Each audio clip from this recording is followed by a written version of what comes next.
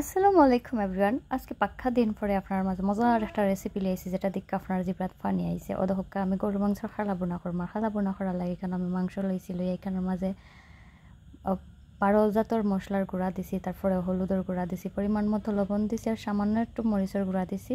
কারণ এখানে আমি আগে একটু বাটা মরিচ দিলাইছিলাম। পরিমাণ মতো রসুন পেঁয়াজ দিছি আর সরিষার তেল দিছি। সরিষার তেল দিয়ে খালা বোনা করলে খুব মজা লাগে। আপনার বাসার মাঝে একবার ট্রাই করবা। এখান থেকে আমি এখন সবজাত মশলা দিয়া খসানিত বয় দিলাম। আর আমি আদাটা দিছি, যেটা স্কিপ করে লেছি, আপনারা দেখাইছি না, আদাও দিছি।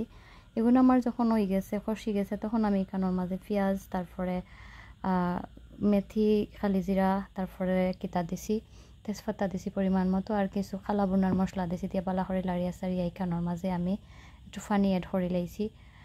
এখন আমি আমার আগে যে সব জাতর মশলা দিয়া মাংসটা খসাই রাখছিলাম ও মাংসটা এখানোর মাঝে দিলাইমো। তারপর দিয়া পালা হরি লাড়তেইব। লাড়া ছাড়া করতে করতে করতে যখন দেখবা আপনি খালা হয়ে আইছে, তখন আপনি নামাই দিবা।